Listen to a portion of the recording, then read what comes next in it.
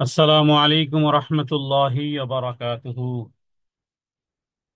আলহামদুলিল্লাহি ওয়াকাফা ওয়াসসালামুন আলা ইবাদিহিল্লাযীনা ইসতাফা, আম্মা বাদ। শুরু হচ্ছে শব্দে শব্দে দর্সে কোরআন এর পর্ব, ৮১তম পর্ব, পার্ট নম্বর 81, ইনশাআল্লাহ বিইذনিল্লাহ। ওমা তাওফীকি ইল্লা বিল্লাহ।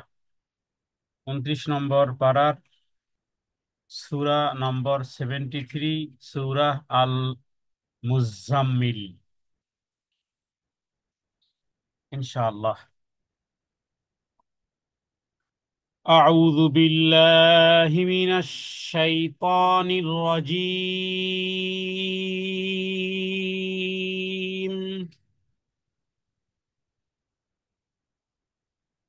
بسم الله الرحمن الرحيم.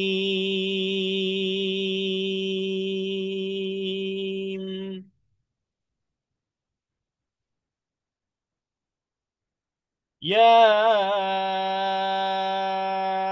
أيها المزمل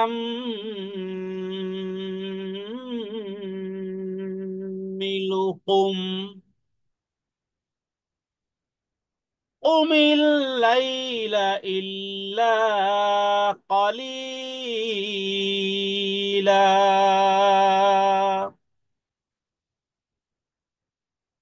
نصفه أو انقص منه قليلا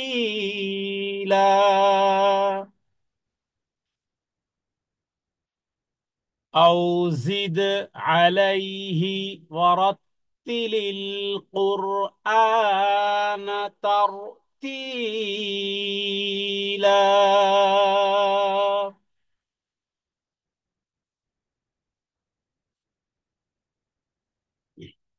সূরা আল মুজাম্মিল। মুজাম্মিল শব্দের অর্থ চাদরে আবৃত অথবা চাদরে আবৃত ব্যক্তি, বা হে বস্ত্রাবৃত। ইয়া অর্থ হে, এখানে হে বলতে রাসূলুল্লাহ সাল্লাল্লাহু আলাইহি ওয়াসাল্লামকে বোঝানো হয়েছে। এবং এটি ইয়া আইয়ুহাল মুজাম্মিল এর পরবর্তী সূরা ইয়া আইয়ুহাল মুদ্দাসসির এর মুখাতেব মূলত রাসূলুল্লাহ সাল্লাল্লাহু আলাইহি ওয়াসাল্লাম। মুজাম্মিলের অর্থ যা, মুদ্দাসসিরের অর্থও তাই। রাসূলুল্লাহ সাল্লাল্লাহু আলাইহি ওয়াসাল্লাম এর উপরে যখন প্রথম ওহী আসলো, 5টি আয়াত অবতীর্ণ হয়েছিল,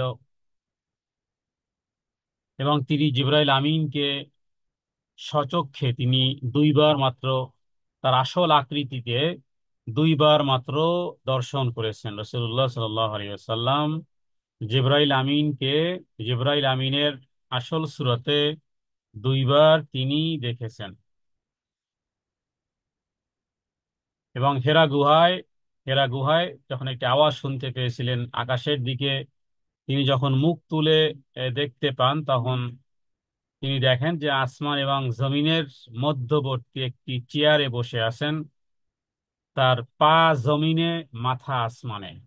বসা অবস্থায়, বসা অবস্থাতেই পা জমিনে আর মাথা আসমানে।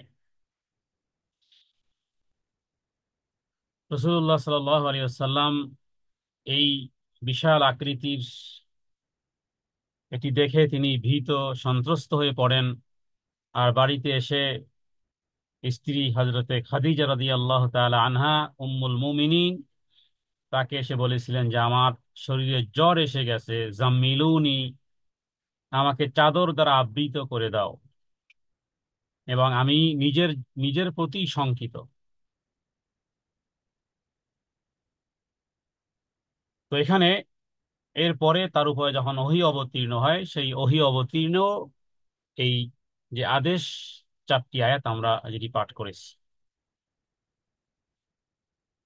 অথবা রাসূলুল্লাহ সাল্লাল্লাহু আলাইহি সাল্লামের ইবনে আব্বাস তিনি বলেছেন যে হ্যাঁ, নবীজি তিনি চাদর আবৃত অবস্থায় শুয়েছিলেন, এরপরে তার উপরে এইভাবে ওহী অবতীর্ণ হয়। তার মানে তুমি এখন ওঠো, ঘুম আর বিশ্রামের সময় আর নেই। কারণ যে ব্যক্তি কেবল নিজেকে নিয়ে ব্যস্ত থাকে তার পক্ষেই দুনিয়াতে আরাম আয়েশ করা সম্ভব।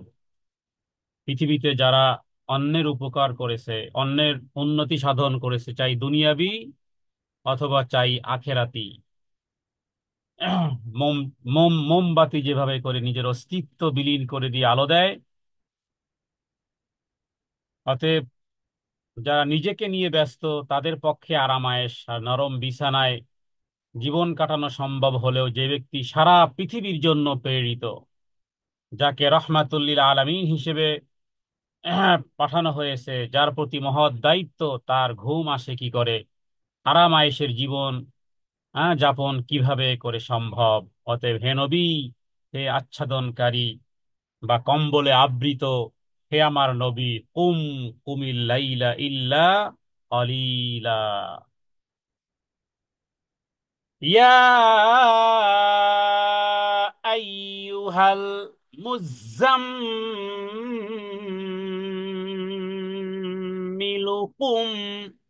কুমিল লাইলা ইল্লা কলিলা। ইয়া হরফে নেদা, অর্থাৎ হে আল মুজাম্মিল, এটি রাসূলুল্লাহ সাল্লাল্লাহু আলাইহি ওয়াসাল্লামকে উপাধি হিসেবে আল্লাহ তাআলা তিনি ডেকেছেন। তুমি ওঠো, কুমিল লাইলা ইল্লা কলিলা, তুমি দাঁড়াও, অথবা মানে তুমি ওঠো, আল্লাইলা রাতে, কেন? ইবাদতের জন্য, ইল্লা কলিলা রাতের, রাতের কিছু অংশ ছাড়া, মানে সালাতে দাঁড়াও রাতের কিছু অংশ বাদে, তার মানে অধিকাংশ সময় রাত্রিতে দণ্ডায়মান হন। মানে দণ্ডায়মান হওয়া, রাতে সালাতে দণ্ডায়মান হন, ইল্লা কলিলান কিছু অংশ ব্যতীত। তার মানে রাত জেগে ইবাদত করো একটু সময় ব্যতীত, রাতের কিছু অংশ ছাড়া বাকি পুরো রাত, রাতের কিছু অংশ ব্যতীত পুরো রাত ইবাদতের জন্য হে নবী আপনি দাঁড়ান। রাসূলুল্লাহ সাল্লাল্লাহু আলাইহি ওয়াসাল্লামকে এখান থেকে তাহাজ্জুদের আদেশ করা হয়েছে, তাহাজ্জুদের সালাত। অবশ্য এই সূরাটি নাজিল হয়েছে যখন, তখন মক্কাতে যেহেতু নাজিল হয়েছে, তখন 5 ওয়াক্ত সালাত ছিল না। 5 ওয়াক্ত সালাত ফরজ হয় মেরাজ রজনীতে। তার আগে তাহাজ্জুদের সালাত রাসূলুল্লাহ সাল্লাল্লাহু আলাইহি ওয়াসাল্লামের উপরেই ফরজ করা হয়েছিল, এবং বলা যায় যে রাত্রকে 4 ভাগ করলে যতটুকু সময় আসে 3 ভাগই রসুল্লাহ সাল্লাম সালাতের মধ্যে দাঁড়িয়ে থাকতেন, এক রাত্রের কিছু অংশ ঘুমাতেন, 4 ভাগের 1 ভাগ ঘুমাতেন। তার মানে রাত্রের কিছু অংশ ব্যতীত আপনি সালাতে মশগুল থাকবেন। এবং সাহাবায়ে কেরাম ওই সময়কালে যারা রসুল্লাহ সাল্লাল্লাহু আলাইহি ওয়াসাল্লাম ঈমান এনেছে, তারাও এই কাজগুলো করতেন। এবং এইভাবে করে সালাতে দণ্ডায়মান থাকতে থাকতে তাদের 2 পা ফুলে যায়, যেটি অনেক কষ্টকর ছিল। এবং এভাবে প্রায় বলা যায় 12 মাস, প্রায় 12টি মাসের মতন, মানে 1 বৎসর ঠিক এইভাবে তারা করেছেন। এরপরে যখন এই সূরারই পরবর্তী আয়াত ফাকরাউ মা তায়াসসারা মিনাল কোরআন অবতীর্ণ হলো, তখন বাধ্যবাধকতাও থাকলো না, স্বাভাবিকভাবেই তারা সালাত, স্বাভাবিকভাবে তারা আরো বেশ কিছু সময় তারা রাতে ঘুমানোর জন্য যেন, মানে বাধ্যবাধকতা রহিত করা হলো তাদেরকে। তার মানে যতক্ষণ সালাত আদায় করা সহজ মনে হয়, যতক্ষণ পর্যন্ত সহজ মনে হয়, ততক্ষণ সালাত আদায় করাটাই তাহাজ্জুদের জন্য যথেষ্ট। ইমাম মুসলিম হযরত আয়েশা সিদ্দিকা রাদিয়াল্লাহু তাআলা আনহা থেকে এভাবে করে বর্ণনা এনেছেন। তাহলে দ্বিতীয় আয়াতটি দেখুন, কুমিল লাইলা ইল্লা কলিলা, ছোট্ট আয়াত, কিন্তু রাতের 1/4 মানে তৃতীয়াংশই সালাতে দণ্ডায়মান হওয়ার বিষয়টি অবধারিত ছিল। এরপরে তৃতীয় আয়াতে আরেকটু কম বা বেশি। নিসফাহু আউইনকুস মিনহু কলিলা। নিসফাহু অথবা তার অর্ধেক, অথবা আও অথবা, অথবা আউইনকুস বা উনকুস, নাকাসা ইয়ানকুসু বলা হয় অপূর্ণতাকে। আমরা কোনো কাজকে যদি বলি তামাম মানে তাম্মাত মানে পরিপূর্ণতা লাভ করেছে, আর যদি বলি নাকেস, নাকেস মানে আপনি যদি গ্লাসে পানি ঢালেন আর যদি অর্ধেক পানি হয় তাহলে আরবিতে এটাকে বলা হবে নাকেস, মানে তুমি গ্লাসে পুরো পরিপূর্ণভাবে পানি কেন ঢাললে না, নাকেস কেন মানে কম কেন, এটাকে বলা হয় নাকেস, বা কমতি ঘাটতিকে বলা হয় নাকেস। অথবা কম করো মিনহু কলিলান, অথবা তুমি রাতের অর্ধেক, নিসফাহু মানে রাতের অর্ধেক, অথবা তার থেকে কিছুটা কম করো। তার মানে রাতের অর্ধাংশ অথবা অর্ধাংশ থেকে কিছু কম। আধা রাত বলা যেতে পারে, আধা রাত অথবা তার চেয়ে কিছু কম। তাহলে রাত্রকে তিন ভাগ, হ্যাঁ, প্রথম দ্বিতীয় আয়াতে বলা যায় রাত্রকে চার ভাগের তিন ভাগ ছিল, আর এই তৃতীয় আয়াতে কি করা হলো, যেন পুরো রাত্রকে তিনটি ভাগ করলে হয় আধা অথবা তার চেয়ে কম, অর্ধরাত্রি অথবা তার চেয়েও আরো কম। তাহলে রাত্রকে তিন ভাগ করলে যতটুকু সময় বলা যায় অতটুকু সময়। যদি চান এর অর্ধেক কিংবা অর্ধেকের চেয়ে কম পড়েন, যা এক তৃতীয়াংশ পর্যন্ত পৌঁছাতে পারে। এবার চতুর্থ আয়াতে আবার তার থেকে আবার বেশি। আও জিদ আলাইহি ওয়ারাত্তিলিল কুরআনা তারতিলা। আও জিদ অথবা তার চেয়ে আরেকটু বাড়াতে হবে। এবং অরত্তিলিল কোরআনা, রত্তালা ইউরত্তিলু, স্পষ্টভাবে ধীরে ধীরে সুবিন্যস্তভাবে কোরআনুল কারীমকে, আল আল কোরআন তারতিলা তেলাওয়াত করুন। তাহলে কোরআন আবৃত্তি করুন কিভাবে, ধীরে ধীরে স্পষ্টভাবে সুন্দরভাবে। তারতিল বলা হয় ধীরে ধীরে সঠিকভাবে বাক্যগুলো উচ্চারণ করাকে, হ্যাঁ, কোরআনুল কারীমের শব্দগুলো ধীরে ধীরে উচ্চারণ করার সাথে উপলব্ধি করার জন্য বা গভীরভাবে চিন্তা ভাবনা করার জন্য যেভাবে করে পড়া হয়। কখনো কখনো এই জন্য রাসূলুল্লাহ সাল্লাল্লাহু আলাইহি ওয়াসাল্লাম কোনো কোনো শব্দকে, কোনো কোনো আয়াতকে বারংবার, বারংবার পড়তেন, আবার টেনে টেনে পড়তেন, যা নাকি আপনারা মক্কার ইমাম মক্কার ইমামদের পিছনে যারা সালাত আদায় করেছেন তারা দেখেছেন যে তারা কোনো কোনো আয়াতকে বারবার পড়তেছে, বারবার পড়তেছে। এবং শব্দকে, নবীজির পিছনে যারা থাকতেন তারা নবীজির কোরআনুল কারীমের তেলাওয়াতকে শব্দ আকারে গুনতে পারতেন। আমাদের দেশের হাফেজদের 5G গতির মতন ইয়ালামুনা আর তালামুনা মতন পড়তেন না, এটা কোরআনুল কারীমের সাথে এক ধরনের উপহাস। এবং নবীজি কখনোই সূরা ফাতিহাকে, এখানে বলে রাখি, নবীজি কখনোই সূরা ফাতিহাকে এক শ্বাসে অথবা দুই আয়াতকে একত্রে পড়েননি। বিশেষ করে আমরা সালাতের মধ্যে কখনোই নবীজি কখনোই কাজটি করেননি। নবীজি কি করতেন, নবীজি রাসূলুল্লাহ সাল্লাল্লাহু আলাইহি ওয়াসাল্লাম সূরা ফাতিহাকে এক এক আয়াত করে, এক এক আয়াত করে পড়তেন আর থামতেন। কারণ এ বিষয়ে একাধিক হাদিস আছে, বিশুদ্ধ হাদিস আছে যে সূরা ফাতিহা পড়া মানে সূরা ফাতিহার প্রতিটি আয়াত পড়া আর আল্লাহ তাআলার পক্ষ থেকে এক ধরনের প্রতি উত্তর আসে। এবং উম্মে সালামা রাদিয়াল্লাহু তাআলা আনহাকে প্রশ্ন করা হয়েছিল, তখন তিনি বলেছেন যে নবীজি প্রতিটি আয়াতকে আলাদা আলাদা করে পড়তেন এবং থামতেন। তার মানে আলহামদুলিল্লাহি রাব্বিল আলামিন আর রহমানির রহিম মালিকি ইয়াউমিদ্দিন এরকমের কোনো পড়া নবীজি পড়েননি। অথবা এভাবেও পড়েননি, আলহামদুলিল্লাহি রাব্বিল আলামিন আর রহমানির রহিম, এই যে দুই আয়াত পড়ে ফেললাম, এভাবেও নবীজি কখনো পড়েননি। বরং পড়তেন কিভাবে, আলহামদুলিল্লাহ রাব্বিল আলামিন পড়তেন লম্বা লম্বা করে, থামতেন, আবার আর রহমানির রহিম পড়তেন, থামতেন, শ্বাস নিতেন, এরপরে মালিক ইয়াউমিদ্দিন, এইভাবে।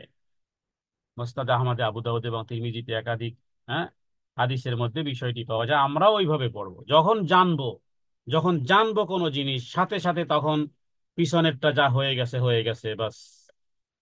যখন জানবো কিভাবে নবীজি সালাতে আদায় করতেন, যদি খুব তাড়াহুড়া থাকে তাও আপনি থেমে থেমে পড়েন। তবে একটা হলো যে রাসূলুল্লাহ সাল্লাল্লাহু আলাইহি ওয়াসাল্লাম হুবহু যেভাবে আমল করেছেন সেভাবে আমলের বর্ণনা এটি। তবে কেউ যদি একসাথে এক শ্বাসে পড়ে সালাত হবে, তবে এটাকে আমরা বেদাত বলবো না, আমরা এতটুকু বলবো যে এটা খেলাফে সুন্নাহ, সুন্নাতের বিপরীত। এবং হযরতে আয়েশা, আবু যর রাদিয়াল্লাহু তাআলা আনহু তিনি বলেছেন যে রাসূলুল্লাহ সাল্লাল্লাহু আলাইহি সাল্লাম রাতের সালাতে কোরআন তেলাওয়াত করতে গিয়ে নবীজি যেইভাবে পড়তেন যে আমরা পিছন থেকে শব্দগুলো গুনতে পারতাম, এবং কোন কোন শব্দকে, কোন কোন আয়াতকে এই পরিমাণ পাঠ করতেন। এবং আরেকটি বর্ণনায় আবু যর থেকে এসেছে যে নবীজি একদিন সূরা মায়েদা পাঠ করতেছিলেন, আর পাঠ করতে করতে গিয়ে সূরা মায়েদার একটি আয়াতে ইন ইন তুআযযিবহুম ফাইন্নাহুম ইবাদুক, এই আয়াতটি যখন পাঠ করতেছিলেন তখন এটি সারা রাত তিনি পড়েছেন, সারা রাত বারবার এই আয়াতটি পড়তে থাকলেন আর কাঁদতে থাকলেন, এমনকি ভোর হয়ে গেল, সকাল হয়ে গেল। তো সাহাবাই কেরাম নবীজির কাছ থেকে যেভাবে করে কোরআনুল কারীম তেলাওয়াত শিখেছেন, যে তাহলে তারতিলের সাথে, হ্যাঁ, সুশব্দে সশব্দে সুললিত স্বরে তেলাওয়াত করা। বুখারীতে একটি হাদিস রয়েছে যে হাদিসটি কিছুটা ভয়াবহ। হ্যাঁ, সে ভয়াবহতাটা কি? ভয়াবহতা হলো যে সুললিত আহ, কণ্ঠে বা সুর দিয়ে পড়ার চেষ্টা যেটা করা হয়, আল্লাহ তাআলা আর সেটা ব্যতীত অন্য তেলাওয়াত শ্রবণ করেন না। এবং আরেকটি হাদিস আছে, যে ব্যক্তি সুর করে কোরআন পড়ে না সে আমাদের দলভুক্ত নয়, সেটা বুখারী হাদিস। এখন প্রশ্ন হলো যে সুর তো সবার সুর নেই, কারো অনেকের সুর নেই, কিন্তু এখানে সুর মানে হবে সুন্দর। সুর মানে কি হবে? ওখানে ওখানে গান্না, সুর মানে এখানে এই সুন্দর করে সুন্দর স্বরে পড়ে না, সে আমাদের দলভুক্ত নয়। এবং নবীজি বলেছেন তোমরা কোরআনকে তোমাদের সুর দিয়ে সৌন্দর্য মণ্ডিত করে পড়ো। তাহলে কোরআনুল কারীমের এটা একটা স্পেশাল একটা সম্মান। কোরআনুল কারীমের নবীজি বলেছেন জাইয়িনুল কোরআন বিআসওয়াতিকুম, জাইয়িনুল কোরআন। এবং যারা এটা রক্ষা করবে কিয়ামতের দিন আল্লাহ তাআলা এদেরকে বলবেন, এদের কি বলবেন? ইকরা, ইকরা ওয়ারতাকি, ইকরা, ইকরা পড়ো তুমি, ওয়ারতাকি এবং উপরে আরোহণ করো। তাহলে নবীজির হাদিস কি? জাইয়িনুল কোরআন বিআসওয়াতিকুম, তোমাদের সুর দ্বারা কোরআনকে সৌন্দর্য মণ্ডিত করো। ধীরে ধীরে মাখরাজের স্বস্থান থেকে উচ্চারণ করা, মন্ত্রের মতো খতম করার মতো। রমজান মাস আসলে 10 খতম 15 খতম না, এক খতম না, তা প্রয়োজনে এক পারা মাত্র পড়বেন, তাও বুঝে বুঝে, হ্যাঁ, শব্দ শব্দ এর বিধিবিধান, এর আমল ইত্যাদির বিষয়গুলো এইভাবেই পড়াটাই হাদিস থেকে, যে সমস্ত প্রশ্নগুলো অনেক সময় করা হয় যে কি করবে, তাদেরকে বলবো যে কোরআন বুঝে বুঝে পড়া। জি, ইনশাআল্লাহ আল্লাহ তাআলার কাছে আমরা দোয়া করি, হে প্রভু, আমরা যেন কোরআনুল কারীমের যে হক, তোমার এই কালামুল্লাহর হক, তোমার নবীজি যেভাবে করে তেলাওয়াত করেছেন, সাহাবায়ে কেরাম যেভাবে তেলাওয়াত করেছেন, আমরাও যেন সঠিকভাবে সেইভাবে আমরা যেন তেলাওয়াত করতে পারি। আল্লাহ তাআলার কাছে সেই তৌফিক কামনা করি। তাহলে এখান থেকে আমরা যেই শিক্ষাগুলো পেলাম যে রাসূলুল্লাহ সাল্লাল্লাহু আলাইহি ওয়াসাল্লাম কে আদেশ করা হয়েছিল, অনেকে আমরা ধারণা রাখি যে আল্লাহ তাআলা যেটা আদেশ করেন সেটা ফরজ, নবীজি যেটা বলেন সেটা সুন্নাত। এভাবে করে আমাদের সমাজে এক ধরনের ধারণা আছে। এই ধারণার আজকে অবসান হবে। কিভাবে? যে আল্লাহ তাআলার সমস্ত আদেশগুলোই যে ফরজ হয় তা নয়। আল্লাহ তাআলার আদেশগুলো আহ, নফলও হতে পারে। যেভাবে করে তাহাজ্জুদের জন্য আল্লাহ তাআলা এখানে আদেশ করেছেন, এটা তাহাজ্জুদের সালাত রাসূলুল্লাহ সাল্লাল্লাহু আলাইহি ওয়াসাল্লামের উপরে 5 ওয়াক্ত সালাত ফরজ হওয়ার পরে আর সেটা নফলই ছিল, সেটা আর ফরজ ছিল না।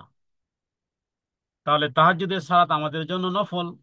তাহলে আল্লাহর আদেশ হওয়ার পরেও দেখুন ফরজ হয়নি, কি হয়েছে? নফল। অন্যদিকে আমরা রাসূলুল্লাহ সাল্লাল্লাহু আলাইহি ওয়াসাল্লামের আদেশকে বা নিষেধকে আমরা মনে করি সুন্নাহ। তো যদি তাই হয়, নবীজিকে যদি শুধু সুন্নাতের বিষয় বলেন, তাহলে বুখারীতে হাদিস পাওয়া যায়।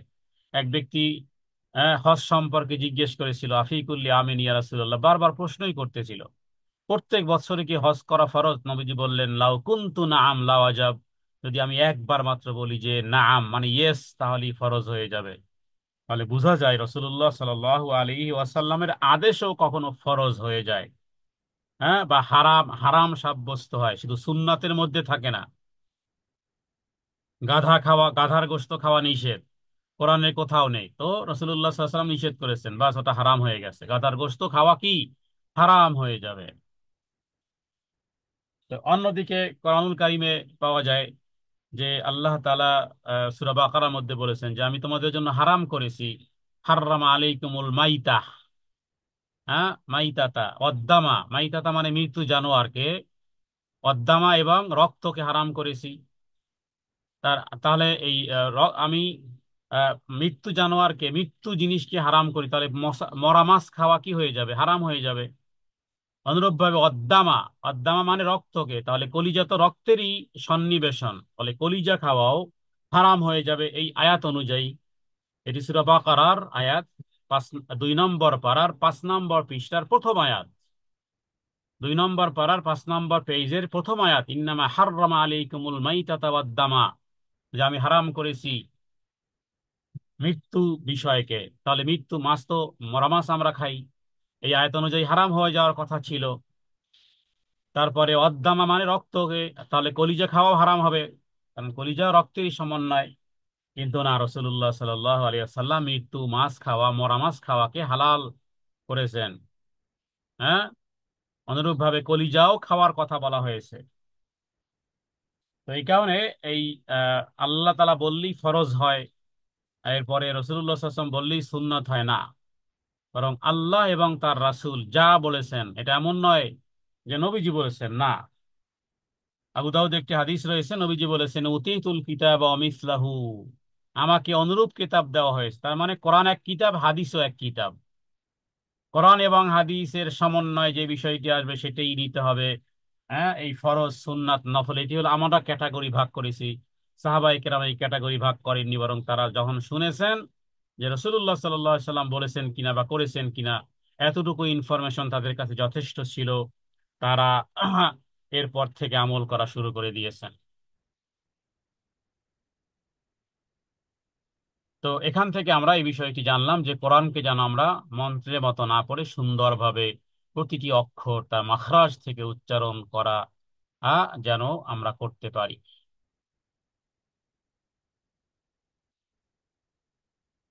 জি, এরপরের আয়াত, ইন্না সানুলকি আলাইকা কওলান সাকিলা, ইন্না সানুলকি, হে নবী নিশ্চয়ই আমি বা আমরা, সানুলকি, হ্যাঁ, আপনার উপরে এক গুরুভার, গুরুভার এক দায়িত্ব, হ্যাঁ, এক দায়িত্বভার, একটা দায়িত্বভার আপনাকে দেওয়া হবে, আলাইকা আপনার উপরে, কওলান সাকিলা, হ্যাঁ, যেটা খুবই ভারী। তার মানে আপনার উপর এক গুরুত্বপূর্ণ বাণী, হ্যাঁ, আমি নাজিল করব। গুরুত্বপূর্ণ বাণী বলতে এখানে কোরআনুল, গুরুত্বপূর্ণ এই কারণে যে কোরআনুল কারীম নাজিল হওয়াটা এটা এক কঠিন বিষয়, কয়েকভাবে কঠিন, কোরআনুল কারীম কয়েকভাবে কঠিন। তেলাওয়াতের জন্য আল্লাহ সহজ করে দিয়েছেন, ওয়ালাকাদ ইয়াসসারনাল কোরআনা লিযিকরি ফাহাল মিন মুদ্দাকির। কিন্তু কোরআনুল কারীমের আদেশ এবং নিষেধের নির্দেশ অনুসারে কাজ করাটা অনেক বেশি কঠিন এবং গুরুত্বপূর্ণ কাজ।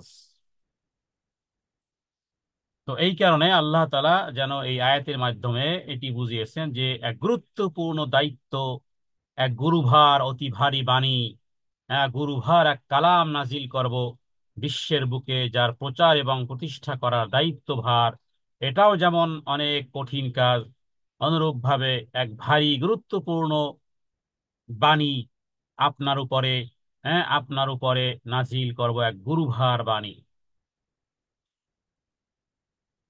যেহেতু এর মাধ্যমে কি থাকবে, ফরজ থাকবে, ফরজের বিধান থাকবে, নিষেধ থাকবে, আদেশ থাকবে, শিষ্টাচার থাকবে ইত্যাদি। তাহলে কোরআনুল কারীমের হুকুম এবং আহকাম ছাড়াও রাসূলুল্লাহ সাল্লাল্লাহু আলাইহি সাল্লামের জন্য অনেকটা ভারী ছিল। কারণ যখন কোরআনুল কারীম নাজিল হতো, যায়েদ ইবনে সাবিত থেকে হাদিস পাওয়া যায় যে রাসূলুল্লাহ সাল্লাল্লাহু আলাইহি সাল্লামের উপরে যখন ওহী নাজিল হতো, তখন আহ, যে এক সময় তার উরুর উপরে আমার উরুর উপরে তার উরু পড়েছিল, এবং আমি এতটা চাপ অনুভব করেছিলাম যে আমার উরু উরুর হাড্ডি যেন ভেঙে যাবে। বুখারীতে বিষয় হাদিস রয়েছে। আর হযরত আয়েশা সিদ্দিকা রাদিয়াল্লাহু তাআলা আনহা তিনি বলেছেন, নবীজির উপরে যখন ওহী অবতীর্ণ হতো তখন আমরা দেখেছি যে প্রচন্ড শীতের মধ্যেও নবীজির কপাল থেকে ঘাম ঝরে পড়তো। এবং নবীজির উপরে যখন ওহী নাজিল হতো, যদি তিনি উটনির উপরেও থাকতেন, সেই উটনি তার বুককে মাটিতে ঠেকিয়ে দিত, এবং ওহী নাজিল শেষ না হওয়া পর্যন্ত সেই উট কোনো রকমের নড়াচড়া করতে পারতো না। তাহলে এটা একটা ভারী ছিল বিষয়। এরপরে 6 নম্বর আয়াত, ইন্না নাশিআতাল লাইল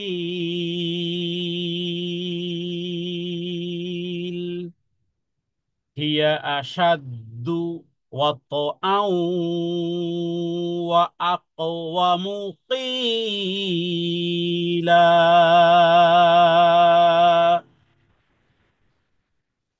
ইন্না নাশিআতাল লাইলি হিয়া আশাদ্দু ওয়াতআউ ওয়া আকওয়ামু কিলা।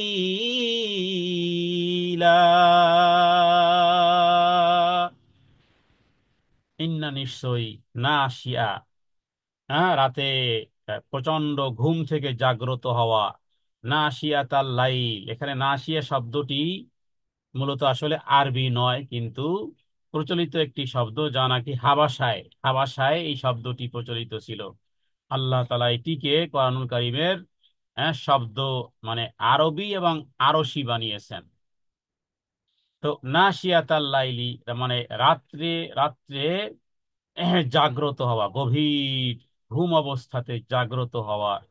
হিয়া হিয়া মানে এই কাজটি, এই কর্মটিকে হিয়া আসাদ্দু, অনেক কঠিন। দেখুন আল্লাহ তাআলাই বলতেছেন, যারা গভীর রাতে ঘুম থেকে জাগ্রত হয়, ক্লান্ত, পরিশ্রান্ত, উঠতে মন চায় না, মনে চায় আরেকটু ঘুমাই, আরেকটু ঘুমাই।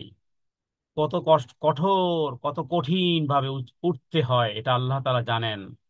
আল্লাহ তাআলা সবই বুঝেন, সবই দেখেন।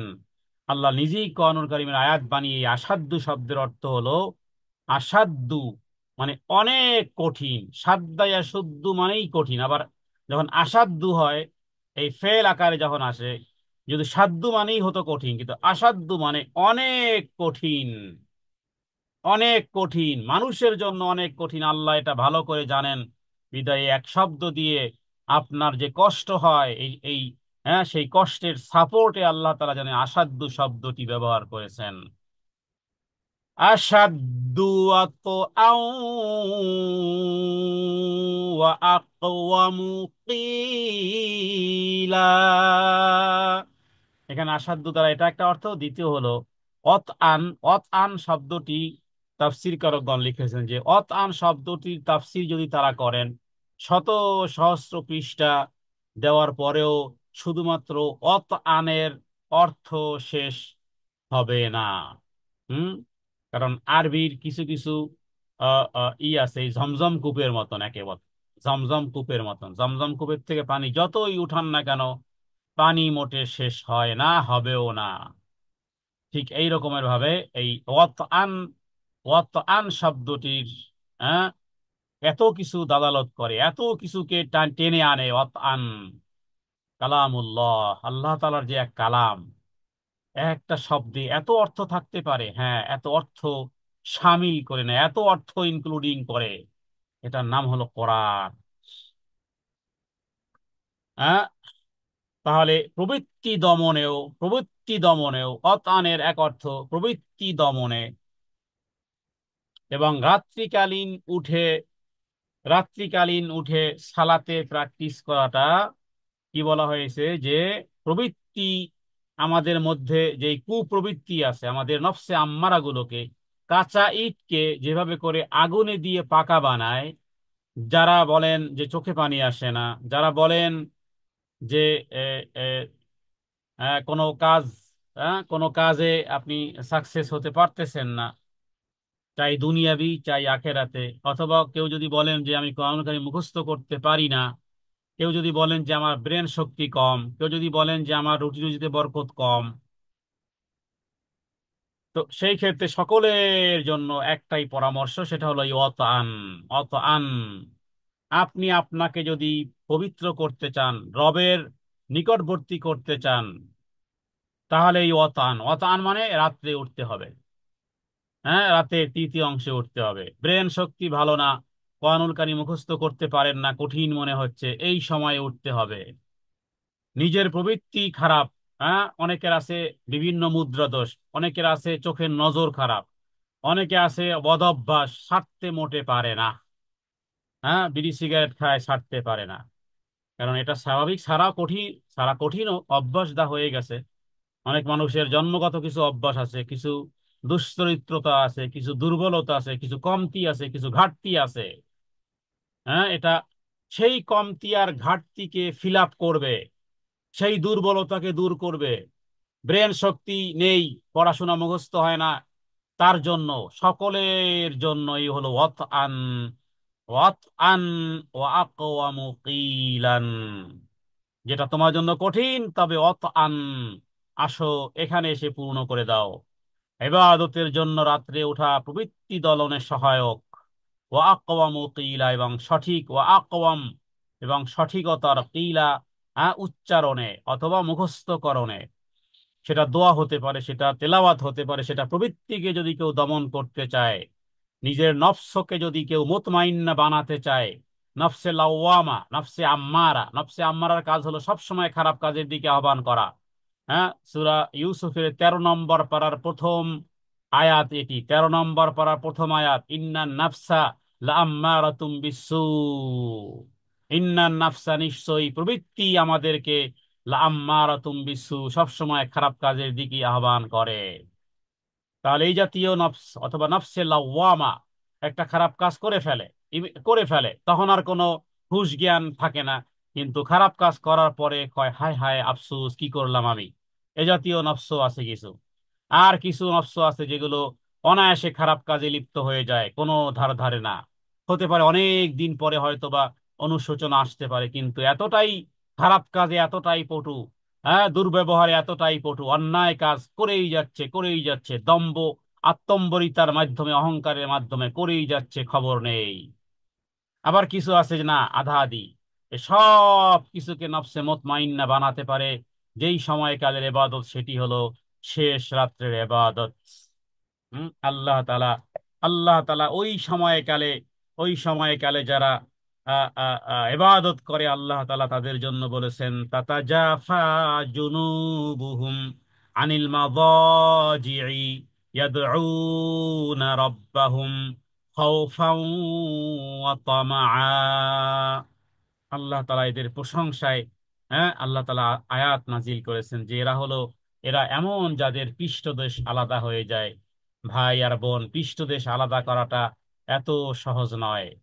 হ্যাঁ, শয্যা ত্যাগ করে রবকে ডাকা আশায় আর আশঙ্কায়, আল্লাহ তাআলা বলেন এরা হলো, হ্যাঁ, এদের স্পেশাল কোয়ালিটি এরা। হ্যাঁ, তাহলে রাত্রিকালে কাপড় জড়িয়ে শয়ন করা পরিত্যাগ, হ্যাঁ, মানে নবীকে যেন পরিত্যাগ করতে বলা হয়েছে, এটার দ্বারা এটাও কেউ কেউ অর্থ করেছেন। কারণ আপনি যদি খুব আরাম আয়েসে একেবারে নরম বিছানায়, এসির ভিতরে, হ্যাঁ, পাতলা কম্বল দিয়ে অনেক আনন্দের, অনেক কি বলে, এই শান্তিময় জায়গায় যদি আপনি তাহলে সালাতে তাহাজ্জুদ মিস হওয়ার সম্ভাবনা থাকতে পারে। হ্যাঁ, অতটুকু না করা। কোন কোন আহ, আহ, আহ, বোন, হ্যাঁ, বলতেন যে আমরা রাতে এত পানি খেতাম যে যে কোনো রাত্রে তো ওয়াশরুমে যেতেই হবে, যার কারণে যেন ওয়াশরুমে যেতেই হয়, তার মানেই ওই সুযোগে তাহাজ্জুদটা পড়ে নেব। আল্লাহু আকবার! কত মানে এই বিভিন্ন ওয়ের কত ওয়ে। হ্যাঁ, ঘুমানোর আগে বেশি করে পানি খাবে যাতে করে, হ্যাঁ, ওয়াশরুমের প্রয়োজন হয়, আর নিশ্চয়ই সেটা ফজরের আগে ঘুম তো ভাঙবেই ভাঙবে, যাতে করে সে সময় শয্যা ত্যাগ করে রবের, হ্যাঁ, ডাকে আহ্বানে সাড়া দেওয়া যায়। আর আল্লাহ তাআলা ডাকতে থাকেন, কি চমৎকার একটা বিষয়! রব আমাকে ডাকতেছেন, আমার কত কাজ, আমার কত ব্যস্ততা, আমার কত কিছু দরকার, গাড়ি দরকার, বাড়ি দরকার, নারী দরকার, টাকা দরকার, পয়সা দরকার, শারীরিক সুস্থতা দরকার। ওদিকে রব ডাকতেছেন, ওদিকে রব ডাকতেছেন, কি আছো, সহিহ মুসলিমের হাদিস। হ্যাঁ, আল্লাহ তাআলা ডাকতেছেন, কি আছো, কোন জিনিস চাও, আমি দেব। আর আমরা ঘুমিয়ে আছি, আর সকাল থেকে সন্ধ্যা পর্যন্ত ভো ভো করে দৌড়াচ্ছি। এই হলো ওয়াতান, আন। আল্লাহু আকবার কাবীরা। ইন্না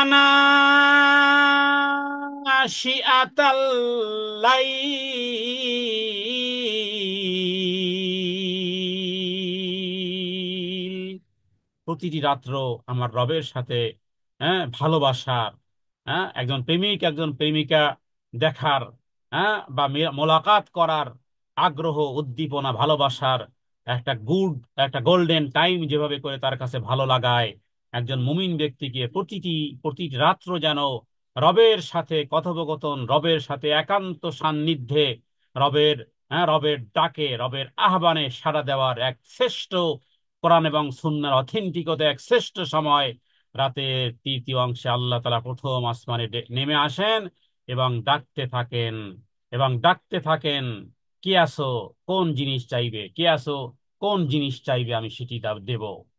হুম। হালমিন মুস্তাগফিরিন, হালমিন মুস্তাগফিরিন, কেউ কি আসো জীবনের গুনাহ ক্ষমা করাতে চাও, আস্তাগফিরু লাকুম, তোমাদেরকে ক্ষমা করব। দেখুন আহ্বানগুলো কত, মানে কতটা নিট অ্যান্ড ক্লিন, এবং কতটা দামি, এবং কতটা, এটা how to explain, I don't have idea. তো সবাই আমরা গুনাহগার, আল্লাহ হাল মিন মুস্তাগফিরিন, হাল, হ্যাঁ, মানে এনিবডি দেয়ার, কেউ কি আসো, এমন কেউ কি আসো, মনে হচ্ছে যেন না আমরা একেবারে জান্নাতের জান্নাতের মধ্যে ঘুমিয়ে আছি। হ্যাঁ, কারণ ওখানে আর কোনো আমল রিকোয়ারমেন্ট থাকবে না, এরকমের বিষয়টা না। হালমিন মুস্তাগফিরিন, কেউ কে আছে ইস্তেগফার পাঠ করবে, আমি তাকে আস্তাগফিরু লাকুম, আমি তাকে ক্ষমা করব। দেখুন 24 আওয়ার্সই খোলা, হ্যাঁ, 24 আওয়ার্সই আল্লাহর দরজা উন্মুক্ত, তওবার দরজা উন্মুক্ত, কিন্তু এটা একটা বিশেষ সময়কাল, এটাই হলো হিয়া আসাদ্দু ওয়াতআন ওয়া আকওয়ামু কিলা। আমরা কোরআন মুখস্থ করি, মুখস্থ থাকে না, রাত্রে সালাতে তাহাজ্জুদে পাঠ করেন, দেখবেন কোরআন ফিটফাট হয়ে যাবে। হ্যাঁ, কোনো একটা পড়া মুখস্থ হচ্ছে না, সারাদিন সারাদিন বসে পড়ে যা না হবে ফজরের আগে। যারা কোরআনুল কারীম হাফেজ হতে চায়, হ্যাঁ, আপনার বয়স যদি 60ও হয়, আর যদি আল্লাহ যদি আপনাকে, হ্যাঁ, আর 2-4 বছরও আপনাকে যদি আল্লাহ হায়াত দারাজ করে, আর আপনি যদি নিয়মিত হন এই সময়কালে, অত আন হিয়া আসাদ্দু আন, এই শেষ রাত্রে যদি আপনি উঠে নিয়মিত আপনি যদি পড়া শুরু করেন, এই আয়াত বলতেছে আপনি কোরআনের হাফেজ হতে বেশি দেরি সময় লাগবে না। হ্যাঁ, হোক না স্মৃতিশক্তি লোপ পেয়ে যাক, এই সময় এত এত বাবারকত, এত বরকত। দুনিয়ার হিরো হতে চান, এই সময়কালে কাজ শুরু করেন। হ্যাঁ, আমরা এই বিষয়ে পূর্বে একদিন আলোচনা করেছিলাম, যে সেটা ঘরের রান্না বান্না হোক, সেটা দূর দরাজ সফর করা, যদি আপনাকে বলা হয় যে আপনাকে 20 কিলোমিটার আগামীকালকে হেঁটে যেতে হবে, আপনি শুরু করেন শেষ রাত্রে রওনা, দেখবেন 20 কিলোমিটার যাওয়ার পরে মনে হয় 2 কিলোমিটার হেঁটেছি। হুম। লেটস গো ট্রাই, দেখুন আপনি ঘরে অনেক রান্না বান্না শুরু করুন ফজরের আগ মুহূর্তে, হ্যাঁ, শেষ রাত্রে উঠে, একেবারে একটা গরু জবেহ করাও যদি থাকে, একটা গরু আপনি সকাল 10টা 11টার মধ্যে আপনার রান্না কমপ্লিট হয়ে যাবে।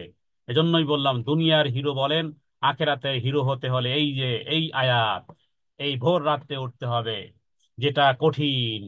ইন্না নাশিআতাল লাইলি হিয়া আশাদ্দু ওয়াতআউ ওয়া আকওয়ামু কিলা।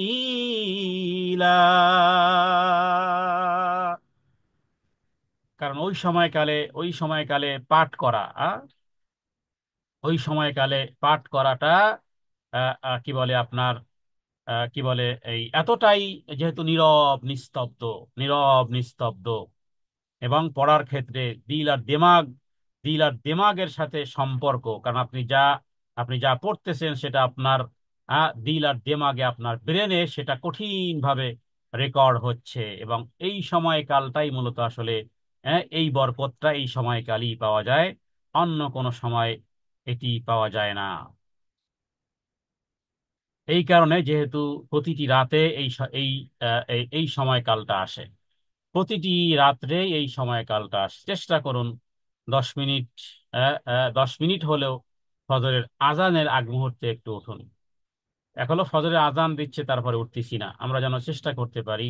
হ্যাঁ, আমি আমাকেও বলতেছি, সমস্ত দিনী ভাই দিনী বোনদের সবাইকেই বলতেছি যে আমরা এই আয়াত পাঠ করব আর আমলের নিয়ত করব এবং দোয়া করব। প্রতিটি আয়াত পাঠ করব, ওর মধ্যে যে সমস্ত মাতলুব বিষয় থাকবে আমরা রবের কাছে চাইবো। এইভাবে করে হযরতে ওমর রাদিয়াল্লাহু তাআলা আনহু 12 বৎসরে কোরআনুল কারীম খতম করেছিলেন। 12 বৎসরে প্রতিটি আয়াত পড়েছেন, বুঝেছেন, জেনেছেন, গবেষণা করেছেন। এরপরে তার মধ্যে দোয়া থাকলে দোয়া করেছেন, আদেশ থাকলে আদেশ নিষেধ, ইতিবাচক নেতিবাচক, হ্যাঁ, তার উপরে আমল, তার উপরে ঈমান, তার উপরে আকীদা, তার উপরে বিশ্বাস ইত্যাদি কমপ্লিট করার, এভাবে করে করেছেন, বুঝেছেন, মেনেছেন, প্র্যাকটিস করেছেন। এরপরে অন্য আয়াতে গিয়েছেন। এভাবে করে হযরতে ওমর রাদিয়াল্লাহু তাআলা আনহু, যিনি আমিরুল মুমিনিন, খলিফাতুল মুসলিমিন, তিনি কোরআনুল কারীমের শুরু থেকে শেষ, ফার্স্ট টু লাস্ট শেষ করেছিলেন 12 বৎসর। বর্ণনা বিশুদ্ধ আছে, 12 বৎসরে তিনি এইভাবে করেছিলেন। এরপরে 12 বৎসর পরে কোরআনুল কারীমের ফার্স্ট টু লাস্ট এইভাবে করে করার পরে এরপরে তিনি একাধিক মানুষকে আনন্দে, যে আল্লাহ তাআলা তাকে তৌফিক দিয়েছে, দাওয়াত করেও খাইয়েছিলেন। এইভাবে এই পর্যন্ত বর্ণনা আছে। তো এক্ষেত্রে আমরা এটি বললাম যে আল্লাহ তাআলার কাছে আমরাও দোয়া করি, হে রব্বে কারীম, আমাদেরকে ওই বিশেষ সময় যেই সময় তুমি মানুষকে ডাকতে থাকো ফজরের আগ মুহূর্ত পর্যন্ত, হে আল্লাহ, ওই সময়ের গুরুত্ব বুঝে আপনি আমাদেরকে তৌফিক এনায়েত করেন, যেন আমরা ওই সময় আপনাকে ডাকতে পারি, ওই সময় যেন ইস্তেগফার করতে পারি। আন, যেটা প্রবৃত্তি দমনে সহায়ক হবে, দুষ্ট চরিত্র ভালো হবে, হ্যাঁ, দুষ্ট চোখ পবিত্র হবে, দুষ্ট আত্মা পবিত্র হবে, দুষ্ট দিমাগ পবিত্র হবে। ওই সময়কালে যদি উঠে এবাদতে নিজেকে সামিল করতে পারি। এরপরে ইন্নালাকা ফিন্নাহারি সাবহান তাওয়ীলা। হে নবী, ইন্নালাকা, নিশ্চয় তোমার জন্য, ফিন্নাহারি, দিনে, সাবহান, আরো ব্যস্ততা আছে। হ্যাঁ, ব্যস্ততা, দীর্ঘ কর্মব্যস্ততা আপনার রয়েছে। হ্যাঁ, সাবহান শব্দের অর্থ প্রবাহিত হওয়া বা ঘোরাফেরা করা। হ্যাঁ, সাঁতার কাটাকেও সাবাহা বলা হয়, সাব্বাহা বলা হয়, সাবাহা বলা হয় সাঁতার কাটাকেও, কারণ ডানে বামে তারা সাঁতার কাটে চতুর্দিকে, তার মানে দিনে কর্মব্যস্ততা, জীবিকার জন্য ঘোরাফেরা করা, ডানে বামে উপরে নিচে, হ্যাঁ, ব্যস্ততা থাকে। দিনের কর্মব্যস্ততার কারণে একাগ্র চিত্তে এবাদতে মনোনিবেশ করা কঠিন হয়ে পড়ে। এজন্য এবাদতের জন্য একটা স্পেশাল, একটা বিশেষ টাইম এই সূরা মুজাম্মিলের মাধ্যমে আমরা জানলাম, যেটি অনেক গুরুত্বপূর্ণ। দিনের বেলার সমস্ত ব্যস্ততা আর মধ্যে থেকে রাতের সালাত এবং তেলাওয়াত বেশি প্রভাব, বেশি উপকারী, হ্যাঁ, বেশি মুফিদ। ওয়াযকুর ইসমা রাব্বিকা ওয়াতাবাত্তাল ইলাইহি তাবতীলা। ওয়াযকুর ইসমা রাব্বিকা, হ্যাঁ, ওয়াযকুর এবং আপনি স্মরণ করুন, ইসমা রব্বিকা আপনার রবের নাম, ওয়াতাবাত্তাল ইলাইহি তাবতীলা। তার মানে এখানে তাবতিল এবং ওয়াতাবাত্তাল ইলাইহি তাবতিলা, বাত্তালা ইউবাত্তিউ নিমগ্ন হওয়াটা ছাড়াও এটির একাধিক অর্থ রয়েছে। তার মানে দুনিয়ার সাথে সম্পর্ক ছেদন করা, বা হ্যাঁ, এখানে এই আয়াতের অর্থ যে আপনি জন্য রবের জন্য বা রবের নাম স্মরণ করুন, এইভাবে একাগ্র চিত্তে, হ্যাঁ, আপনি নিমগ্ন হন। বাত্তালা ইউবাত্তিউ মানে একেবারে 100% ডেডিকেটেড হওয়া এরকমের। কারণ রিপিট হয়েছে ওয়াতা বাত্তাল, আবার ইলাইহি, আবার তাবাতিলা, মানে খুব নিমগ্ন হবেন, খুব নিমগ্ন হবেন। তো তার মানে একাগ্রতা এবং সম্পূর্ণরূপে একনিষ্ঠভাবে, হ্যাঁ, একনিষ্ঠভাবে আপনি রবের এবাদতে, রবের এবাদতে বা রবের স্মরণে আপনি নিমগ্ন হবেন। এই আয়াত থেকে কয়েকটি বিষয় আমরা আমাদের আকীদা বা বিশ্বাস বা জিকির আজকারের সাথে সম্পর্কিত। প্রথম যে কথাটি বলিনি সেটি হলো যে অনেকে আল্লাহু আল্লাহু জিকির করার দলিল এখান থেকে বের করে। এই যে ওয়াজকুর মানে জিকির করো, ইসমা রব্বিকা তোমার প্রভুর নামে, ইসমা রব্বিকা তোমার প্রভুর নামে, তাহলে আমাদের প্রভুর নাম একাধিক নাম আছে, তবে ইসমে জাত হলো আল্লাহ। এটি সূরা মুজাম্মিলে 8 নম্বর আয়াত তারা দলিল দেয় যে রবকে স্মরণ করতে হবে ইসমা রব্বিকা, রবের প্রভুর নাম কি, মানে তোমার প্রভুর নাম, আসল নাম কি, আল্লাহ তাআলা ইসমে জাত হলো নাম আল্লাহ। অতএব এখানে এটার দ্বারা উদ্দেশ্য হলো আল্লাহ, তাহলে আল্লাহ আল্লাহ নাম ডাকা যাবে, এ হলো দলিল। কিন্তু এই দলিল হলো বেদাতি দলিল। এই কোরআনুল কারীমের আয়াতের অপব্যাখ্যার দলিল এটি। তো তাকে প্রশ্ন করতে হবে যে সাহাবায়ে কেরাম অথবা রাসূলুল্লাহ সাল্লাল্লাহু আলাইহি সাল্লাম কখনো কি আল্লাহু আল্লাহু জিকির করেছেন কিনা।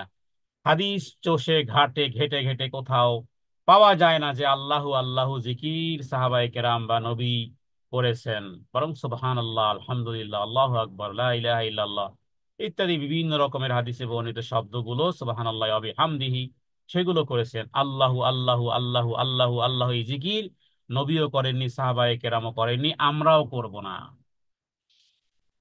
তার মানে এটা হলো মন গড়া তাফসীর। তো এখানে ওয়াযকুর ইসমা রাব্বিকা ওয়া তাবাত্তাল ইলাইহি তাবতীলা, এখানে মূলত বিষয়টি যে আপনি সমগ্র সৃষ্টি থেকে দৃষ্টি ফিরিয়ে নিয়ে কেবল আল্লাহর সন্তুষ্টিটাই আপনি দেখবেন, সেটাই হয় ইবাদত।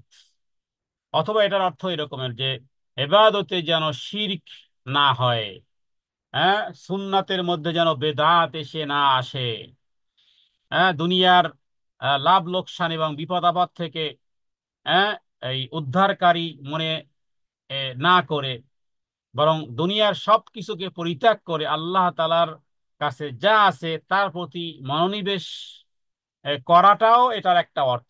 অথবা আরো একটা অর্থ হয় যে পৃথিবীরকে জুতার মালা দিল আর ফুলের মালা দিল, সেটা ডাজ নট ম্যাটার, বরং রব্বে কারিম কি বলবেন, হ্যাঁ, ইসলাম কি বলে সেই বিষয়টি আমার মুখ্য উদ্দেশ্য, সন্তুষ্টি সেটাই উদ্দেশ্য, মানুষ কি বলে না বলে সেটা আমার দেখার বিষয় নাই।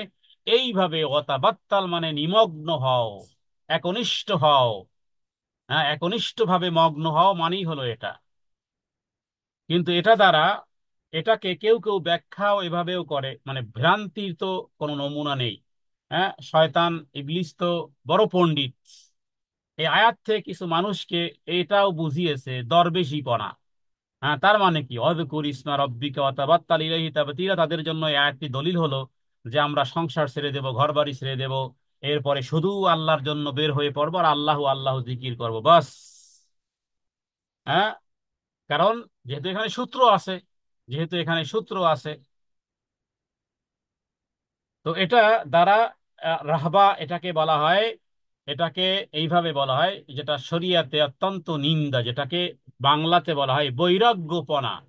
আর মুসনাদে আহমদের মধ্যে হাদিস আছে, লা সরুরতা ফিল ইসলাম, ইসলামে কোনো বৈরাগ্যপনা নেই। তাবলিগ জামাতে অনেকে জীবন চিল্লায় বের হয়ে যায়, আবার অনেকে আছে ইবাদত বন্দিগের জন্য স্ত্রী থেকে দূরে মাসের পর মাস, বছরের পর বছর।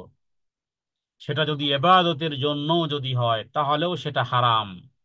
হ্যাঁ, স্ত্রীর হক আছে, স্ত্রীর হক আছে। রসুল্লাহ সাল্লাহ সাল্লামের ওই আমল ওইভাবে ছিল না। হ্যাঁ, নবীজির উপর যার উপরে কোরআনুল কারীম নাজিল হয়েছে, হ্যাঁ, তার ঘরেই 9 জন স্ত্রী ছিল, জীবনের শেষ মুহূর্ত পর্যন্ত 9 জন স্ত্রী ছিল। তাহলে এই আয়াত থেকে কোনো ফর্মুলা, বৈরাগ্যপনা তার কোনো ফর্মুলা, তার মানে দুনিয়ার সাথে সমস্ত সম্পর্ক ছেদ, ভোগ সামগ্রী, হ্যাঁ, এগুলোকে এগুলোকে পরিত্যাগ করাটাকে তারা হালাল মনে করেছিল খ্রিস্টানেরা। খ্রিস্টানেরা আর একটা দলিল দিত যে আমাদের নবী ঈসা আলাইহিস সালাম যেহেতু ঘর বাড়ি বানাননি, বিবাহ শাদী করেননি, পাহাড়েই ঘুমাতেন, মাথার নিচে ইট দিয়ে ঘুমাতেন, আমরাও সেইভাবে করি। হ্যাঁ, এটা আত্মীয়তার সম্পর্ক হবে না, বিবাহ হবে না, সংসার ঝামেলা লাগবে না। হ্যাঁ, বাচ্চা লালন পালনের ইত্যাদি কোনো রকমের ঝামেলা লাগবে না, একেবারে শুধুই ইবাদত, শুধুই ইবাদত। হ্যাঁ, বিশেষ করে নারীদের জন্য। হ্যাঁ, এখান থেকে আরেকটি বিষয়, অনেক নারীরা হয়তো বিবাহের আগে এবাদত বন্দি করেছেন, সংসারে জড়িয়ে গেছেন, একাধিক ছেলে মেয়ে হয়ে গেছে, এবার এবাদত বন্দিগি করবেন কি? নিজের প্রস্রাব পায়খানা পরিষ্কার করেই তো আপনি কুল পান না।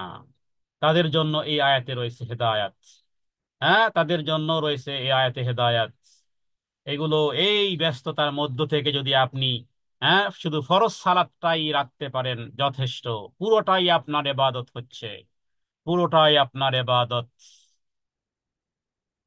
পুরোটাই আপনার ইবাদত। বিবাহের আগে একাধিক ইবাদত করেছেন, বিবাহের পরে সন্তানাদির ঝামেলায় এক্সট্রা ইবাদত করতে পারেন না, সন্তানাদির জন্য যেই সময়টুকু দিয়েছেন সেই সময়টুকু, সময়টুকু আল্লাহ দিয়েছেন, সুযোগ আল্লাহ তাআলা দিয়েছেন। সন্তানাদিকে আপনার আমার জন্য চক্ষু শীতলতাকারী বানিয়েছেন, আখেরাতে অলংকার বানিয়েছেন, নিয়ামত বানিয়েছেন।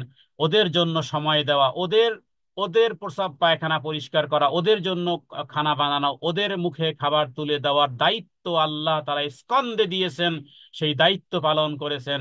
শুধুমাত্র সেজদাই যে আল্লাহর ইবাদত হয় তা নয়, বরং নারী আর পুরুষের এই সহবাস যদি ইবাদত হয় সহিহ মুসলিমের হাদিস অনুযায়ী, তাহলে যদি আল্লাহ তাআলা আমাকে কোনো দায়িত্ব দেন, হ্যাঁ, রসুল্লাহ সাল্লাহ সাল্লাম একটা দায়িত্ব দিলেন কাকে? ওসমান রাদিয়াল্লাহু তাআলা আনহু। অথচ বদরের যুদ্ধে সাহাবায়ে কেরাম রওনা দিয়েছেন, হ্যাঁ, নবীজি থামালেন ওসমানকে, ওসমান থামো, তোমার স্ত্রী অসুস্থ আছে, তুমি তার খেদমত করো, বাস।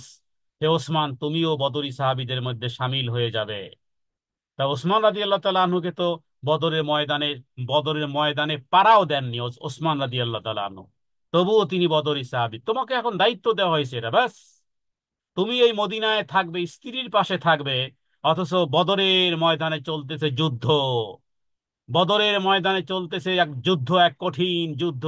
মাত্র 313, 309 জন হয় সেই হিসাবে, 313 হয় না, 309 জন চলতেছে জীবন বাজি। ওদিকে ওদিকে 2000 অশ্বারোহী, 3000 মোট। মক্কার মুশরিকটা ছিল 3000, এর মধ্যে 1000 বা 2000 ছিল অশ্বারোহী। কি শান সহকারে তারা মক্কা থেকে এসেছে। আর এদিকে খেজুরের ডাল হাতে নিয়ে, পায়ে জুতা নেই, উত্তপ্ত ময়দানে, বদরের ময়দানে উপস্থিত, জীবন দেওয়া ছাড়া আর কি।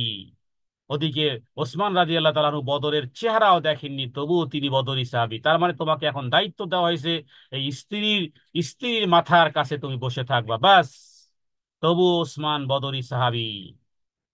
বিবাহের আগে আপনি ইবাদত বন্দি করেছেন, রাত্রে কাটিয়েছেন, তাহাজ্জুদে কাটিয়েছেন, প্রার্থনায় কাটিয়েছেন, কোরআন কারীম তেলাওয়াত।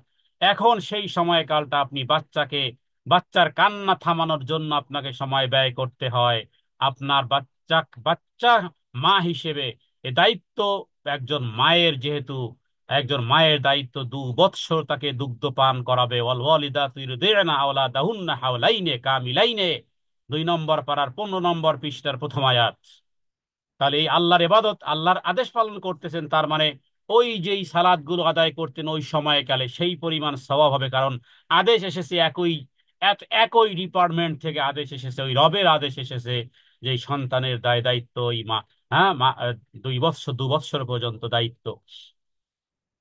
তো সন্তান হিসেবে, বাবা হিসেবে, মা হিসেবে আমরা সন্তানদের জন্য যেই বিজি সময়টা পার করি, এটাও এটাও হলো ওই মহান রবের পক্ষ থেকে আমাদের স্কন্ধে দেওয়া এক দায়িত্ব। এটাও হলো বড় এবাদত, হ্যাঁ, এটা হলো অনেক মহান এবাদত। ফরজ এবাদতটু যে কোনো মূল্যে আদায় করুন, বাকি এই সময়কালটুকু আপনার জন্য নফল এবাদত হিসেবে সাব্যস্ত হবে। সাহাবায়ে কেরামের কেউ কেউ এই আয়াত নাজিল হওয়ার পরে এইভাবে হয়েছিল, বলেছিল যে আমি এখনই আমার স্ত্রীকে আমি তালাক দিয়ে দেব, এরপরে আমি এখনই বের হয়ে যাব, এখনই আমি এবাদতের জন্য, হ্যাঁ, এইভাবে নিজেকে আমি বিলিয়ে দেব। এরপরে হযরতে কি বলে এই হাকিম ইবনে আফলাহ থেকে এভাবে করে বেশ কিছু সাহাবী থেকে তিনি, সরি, সাইদ ইবনে হিশাম, তিনি যখন এটি শুনলেন, এরপরে তিনি বললেন আমার স্ত্রীকে আমি এখন তালাক দেব। মক্কায় ছিলেন, মদিনায় যাত্রা শুরু করবেন, ঘরবাড়ি সব বিক্রি করে ফেলবেন, অস্ত্র শস্ত্র যা আছে সেগুলো দিয়ে জিহাদে অংশগ্রহণ করবেন।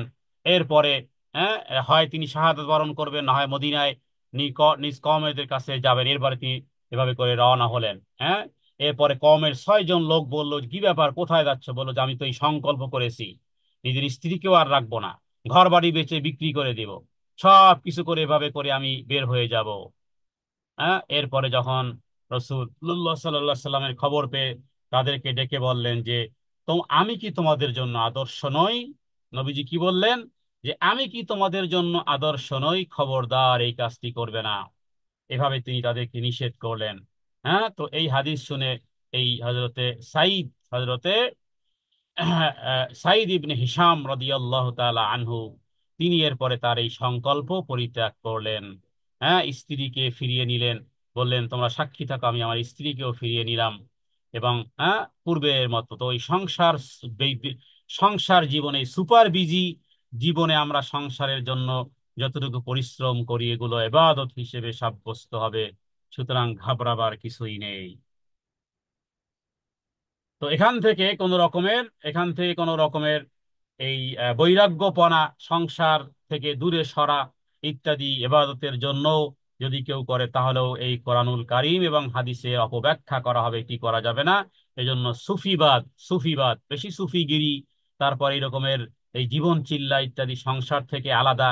হ্যাঁ, অনেকে বিবাহ করে না বেশি ইবাদত করার জন্য, অনেকে আবার স্ত্রীকে সময় দেয় না। হ্যাঁ, এবাদতের জন্য যদি আব্দুল্লাহ এক সাহাবী সারা রাত এবাদত করতেন, সারা রাত সালাতে দাঁড়িয়ে থাকতেন, এটাও এক ধরনের, হ্যাঁ, রাসূলুল্লাহ সাল্লাল্লাহু আলাইহি ওয়াসাল্লাম নিষেধ করেছেন। তার স্ত্রী যখন বলল যে হ্যাঁ, আপনি তো এমন একজন, আমার স্বামী এমন একজন, আমার স্বামী এমন একজন, হ্যাঁ, যে যে সারা রাত সালাতে দাঁড়িয়ে থাকে, রাসূলুল্লাহ সাল্লাল্লাহু আলাইহি ওয়াসাল্লাম নিষেধ করেছিলেন যে তোমার স্ত্রীর হক আছে, স্ত্রীর হক আছে, চোখের হক আছে, হ্যাঁ, আমাদের শরীরের হক আছে। আল্লাহ তাআলা যেন আমাদের এই হক গুলো ক্ষেত্রে যেন নাহাপ কোনো কাজ আমরা যেন না করি। তো প্রতিটি আয়াতের আসলে এত বেশি তাফসীর, এত বেশি ওয়ে, যা নাকি আসলে স্বল্প পরিসরে কখনো করা সম্ভবপর না। তারপরেও আমরা বলবো যে সঠিকভাবে আমরা যেন, এখানে এই অর্থ হলো যে এই আয়াতের দ্বারা যে দিন এবং রাত হোক আল্লাহর তাসবিহ তাহমিদ তাকবীর তাহলিল, তার মানে আমরা যা কিছু করব আল্লাহর সন্তুষ্টির জন্য করব, তবে দুনিয়ার হকগুলো আমরা স্মরণে রাখবো। হ্যাঁ, আল্লাহ তাআলা এটাই বুঝিয়েছে যে তুমি তোমার রবের নাম স্মরণ করো, একনিষ্ঠভাবে তাতে মগ্ন হও। এটার অর্থ একাধিক হতে পারে। জি, আমরা কিছু আলোচনা করেছি। রব্বুল মাশরিকি ওয়াল মাগরিবি, লা ইলাহা ইল্লাহু ফাত্তাখিযহু ওয়াকিলা।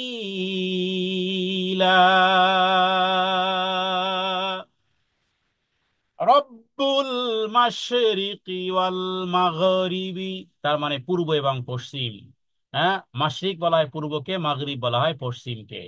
তাহলে মাগরিব এবং মাশরিকের প্রভু, অথবা কেউ কেউ বলেছেন যে সূর্য যেখানে অস্ত, উদয়, সূর্য যেখানে উদয় হয় আর যেখানে অস্ত যায়, হ্যাঁ, সানসিট আর সানরাইজ, এগুলো এগুলোর মালিক যিনি, লা ইলাহা ইল্লাহু, তিনি ব্যতীত অন্য কোনো ইলাহ নেই। রব্বুল মাশরিকি ওয়াল মাগরিবি, লা ইলাহা ইল্লাহু। এই সূর্য অস্ত আর সূর্য এর মধ্যে যারা আছে প্রত্যেক ব্যক্তির দায়িত্ব হলো লা ইলাহা ইল্লাহু ব্যাস। হ্যাঁ, প্রত্যেক ব্যক্তির জন্য, কারণ এর বাইরে তো কেউ নেই। এর বাইরে তো কেউ নেই, পশ্চিম এবং পূর্ব আল্লাহ তাআলা এই দুনিয়ার মধ্যে শুরু আর শেষ। হ্যাঁ, তো এটার মধ্যে যারাই আসো সবার জন্যই এই বাক্য লা ইলাহা ইল্লাহু, আল্লাহ ব্যতীত সত্য আর কোনো মাবুদ নেই। এটা অবধারিত একটি দায়িত্ব আমাদের। কারণ সূর্যের তাপ নিচ্ছেন, হ্যাঁ, রাতের রাতের আলো নিচ্ছেন, রাতের আলো নেওয়ার অধিকার তোমার নেই। সূর্যের আলো নেওয়ার অধিকার তোমার নেই যদি তুমি লা ইলাহা ইল্লাহুয়ার মধ্যে না আসো। কারণ এগুলো বানিয়েছেন যিনি। হ্যাঁ, আপনি আমার ঘরে আসবেন আমার অনুমতি ব্যতীত, আপনি আসবেন আমার ঘরে অনুমতি ব্যতীত, অনুমতিবিহীন আপনি কি আমার আমার এই দেয়াল ভেঙ্গে আপনি আমার মধ্যে আসবেন? তার মানে আপনি আমার ঘরে যদি আসেন অবশ্যই আমার অনুমতি অনুমোদন ক্রমেই এসেছেন। তাহলে রব্বুল মাশরিকি ওয়াল মাগরিবি থেকে তুমি কিভাবে লা ইলাহা ইল্লাল্লাহর বিপরীত কাজ করো? আল্লাহ ব্যতীত সত্য কোনো মাবুদ নেই। রব্বুল মাশরিকি ওয়াল মাগরিবি লা ইলাহা ইল্লাহু।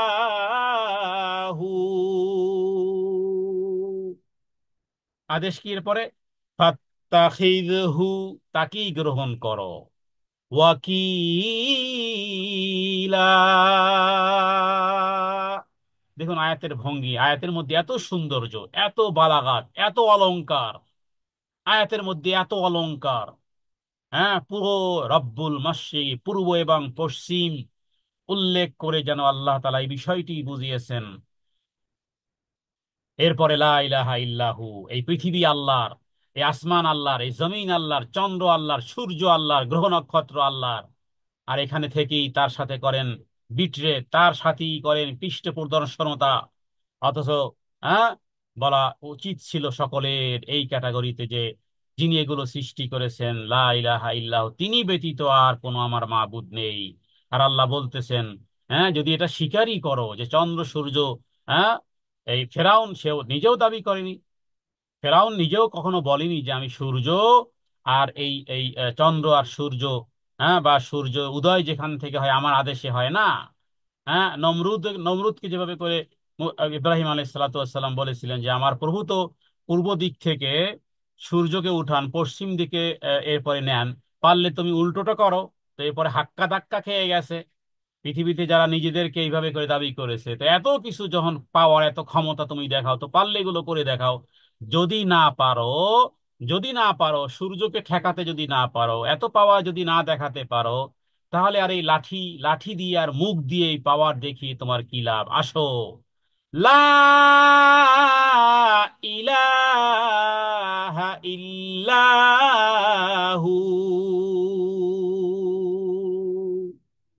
এই ক্যাটাগরিতে আসো, যিনি যিনি তোমারও মাবুদ আমারও মাবুদ। হ্যাঁ, হ্যাঁ, কোরআন কারীমের যে আয়াতটি আল্লাহ তাআলা নবী মুহাম্মদ সাল্লাল্লাহু আলাইহি সাল্লামকে দিয়ে বলিয়েছিলেন যে ইহুদি খ্রিস্টান বৌদ্ধ পৃথিবীতে যত ধর্ম, যত মানুষ মতবাদের, যত ইজম, কমিউনিজম, ধর্মনিরপেক্ষ মতবাদ, জাতীয়তাবাদ, যত ইজম আছে পৃথিবীতে, রাসূলুল্লাহ সাল্লাল্লাহু আলাইহি ওয়াসাল্লামের সময়কালেও যারা ছিল, ওই নাজরানের ইহুদিরা, ওই খ্রিস্টানেরা, আসো তাআলাও তাআলাও, আসো আসো, কালিমাতিন, তাআলাও ইলা কালিমাতিন সাওয়াইন বাইনানা ওয়া বাইনাকুম আল্লাহ নাবুদা ইল্লাল্লাহ, সকলে আসো একটা কথায় আমরা এক মঞ্চে আমরা উপবিষ্ট হই, তা হলো আল্লাহ ব্যতীত সত্য কোনো মাবুদ নেই। এখানেও একই বিষয়, পূর্ব আর পশ্চিমের মধ্যে যারাই আসো, আসো আসো, লা ইলাহা ইল্লাহু ফাত্তাখিযহু, তাকেই গ্রহণ করো, ওয়াকিলান, কর্মবিধায়ক হিসাবে। যিনি পূর্ব পশ্চিমের রব, তিনি ব্যতীত যেহেতু কোনো ইলাহ নেই, তাকে কর্মবিধায়ক রূপে গ্রহণ করো, তোমার কার্য সম্পাদনকারী হিসেবে বানিয়ে নাও।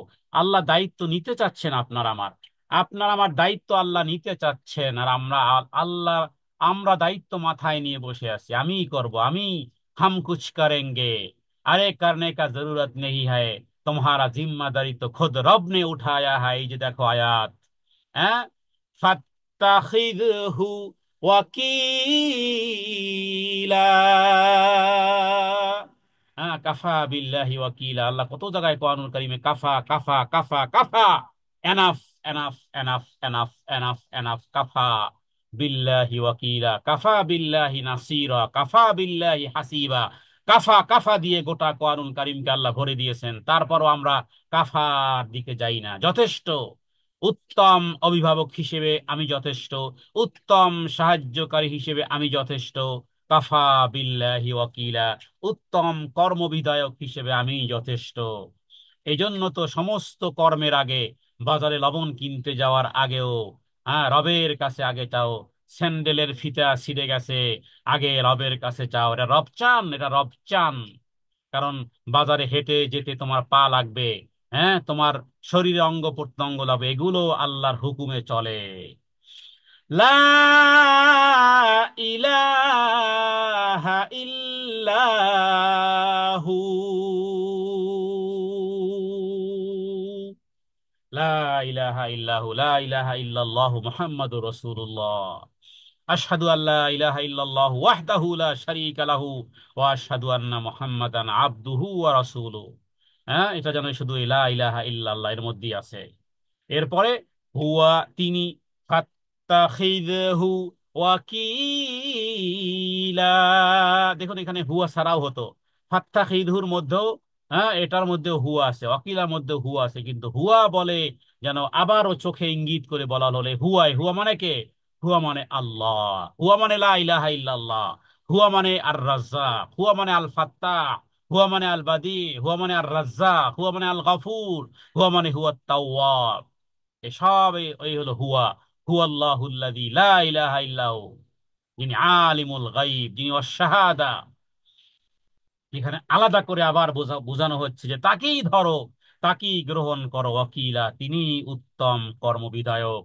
আমরা এই আয়াত করে রবের কাছে প্রার্থনা করি, হে রব্বে কারিম, তুমি আমাদের উত্তম কর্মবিধায়ক হও। হে প্রভু, হে প্রভু, তোমার কাছে সাহায্য চাই। তোমাকেই ওকিল হিসেবে জানি, তোমাকেই নাসির হিসেবে জানি, তোমাকেই হাসিব হিসেবে জানি। তুমি আমাদের হাসবুনাল্লাহ, তুমি আমাদের জন্য যথেষ্ট। তুমি উত্তম অভিভাবক হিসেবে তুমি কতই না উত্তম।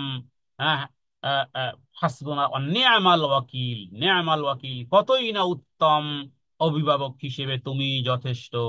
এবং ওয়া নি'মান নাসির, এবং তুমি কতই না উত্তম সাহায্যকারী হিসেবে। হে রব্বে কারিম, তুমি আমাদের ওয়াকিল, তুমি আমাদের মাওলা, তুমি আমাদের জন্য যথেষ্ট। রবের কাছে এই প্রার্থনা করে আজকের এই 81তম পর্ব এখানেই শেষ করতেছি। হাদা মিন্নি ওয়াল ইলমু ইনদাল্লাহ, আল্লাহু আ'লামু বিস-সাওয়াব, ওয়া সাল্লাল্লাহু আলা সাইয়্যিদিনা মুহাম্মাদিন নবিয়্যিল উম্মি ওয়া আলিহি ওয়া সাল্লিম। আসসালামু আলাইকুম রাহমাতুল্লাহি ওয়া বারাকাতুহু।